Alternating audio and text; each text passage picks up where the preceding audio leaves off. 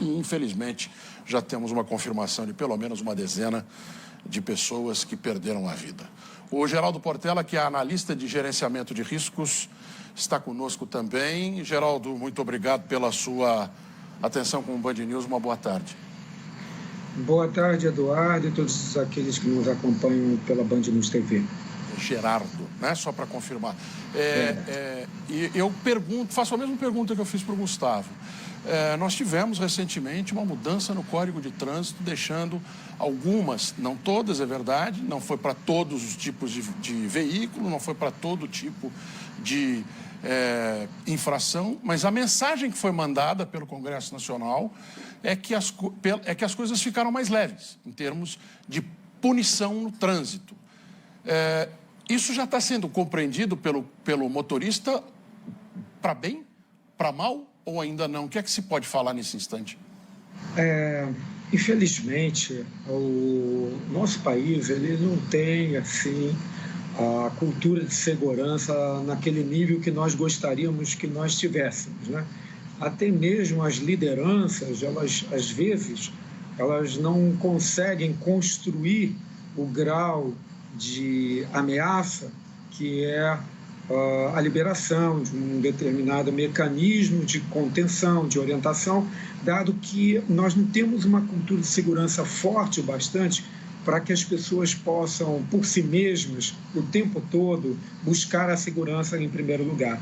Então, infelizmente, não vejo como sendo uma medida que tenha um efeito assim, construtivo, né, para reduzir o número de acidentes,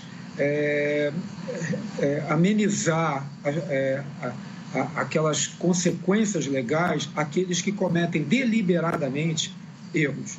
Tudo bem, existem alguns abusos com relação a multas, etc., mas assim, aquele que deliberadamente ele comete uma falha, ele assume o risco de matar, ele assume o risco de trazer prejuízo ao patrimônio alheio, ele assume o risco de causar danos à imagem até mesmo da cidade, do país.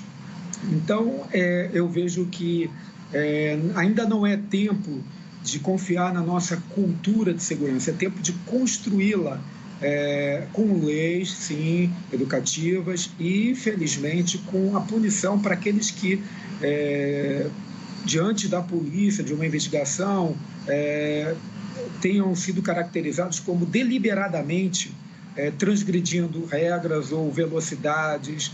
Então, nesse sentido, eu penso que nós não deveríamos afrouxar demais as regras.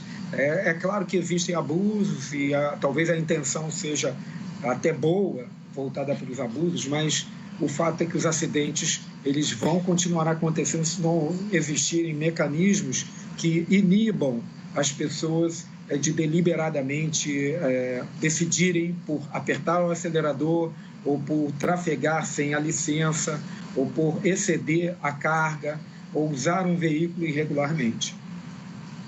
Gerardo, uma outra questão que foi aí colocada nessas mudanças recentes no Código de Trânsito foi a proibição de radares encobertos. Agora todo radar tem que ser visível para o motorista. Obviamente que isso traz uma tranquilidade para o motorista com relação a ele não ser pego quando está em velocidade superior. Ele pode baixar a velocidade do carro para passar dentro do limite. Mas nada impede que 4 metros depois que ele faça essa transposição, ele siga em alta velocidade de novo. Esse tipo de mudança no código, que evita multas, mas não evita velocidade constantemente alta, pode ter influência em um acidente como esse que nós estamos vendo? A quantidade de acidentes, e como esse que a gente está vendo aí, que ocorre no Brasil há 2, 3 semanas, nós estávamos falando de outro, né, envolvendo um ônibus com mais de 40 vítimas, mais de 40 vítimas fatais. Ele se constrói ao longo de anos de uma cultura de segurança fraca. Isso serve tanto para aquele que está no volante, como para aquele que está lá na direção, no comando, criando leis e aplicando as leis e cobrando as leis. Infelizmente, para você construir uma cultura de segurança, não basta só a punição, é preciso que aquilo vire um valor. Mas a punição é, sim, um elemento para salvar vidas quando você tem uma cultura de segurança fraca, como é o caso do Brasil. Então, eu diria que a transparência é construtivo sempre. Então, você ter avisos de que naquela via é possível que você seja alvo de uma multa, isso eu acho positivo. Agora, a certeza absoluta dos trechos, isso aí é algo que a gente deve avaliar se realmente é construtivo ou não, fazer eliminar essa incerteza, porque infelizmente há aqueles que realmente fazem como você falou, passa rapidamente e já aperta o acelerador logo em seguida. Na verdade, está fazendo um crime não só contra o seu próximo, mas contra si mesmo, porque ele pode vir a parar numa situação como essa que a gente está vendo nas imagens aí. Só lhe pedir um segundo, Gerardo, por favor, continue conosco, porque a gente faz um contato nesse instante por telefone com o Aristides Amaral Júnior, que é o porta-voz da Polícia Rodoviária Federal em Minas Gerais. Olá, Aristides, boa tarde. É intensa contra esse tipo de transporte. Observe aí nesse caso específico, é muito difícil, o inspetor estava comentando, não é o momento da gente afirmar o que é, mas nós temos elementos para supor e abrir linhas de investigação. Se era uma ponte conhecida como ponte torta, provavelmente porque ela tem uma rampa, né, muito notável, né, muito grande, íngreme.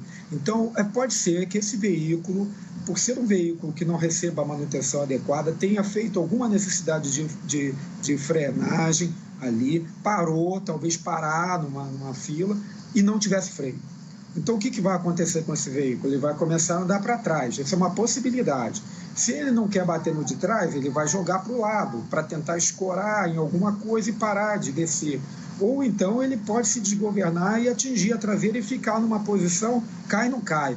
Tudo isso tem que ser apurado na investigação, porque na parte inferior do ônibus, os peritos vão detectar se esse ônibus resvalou ali por baixo, se ele começou, se esse resvalar pôde descrever algum tipo de dano que mostra o sentido, se ele caiu de frente ou com a parte de trás, de marcha ré. Tudo isso vai ser apurado pelos investigadores. Por enquanto, a gente não tem esses elementos, mas eu creio que não será tão difícil apurar isso, porque tem os registros na própria pista, você vai deixar marcas no próprio ônibus, e a gente observa os danos na parte traseira do ônibus são maiores.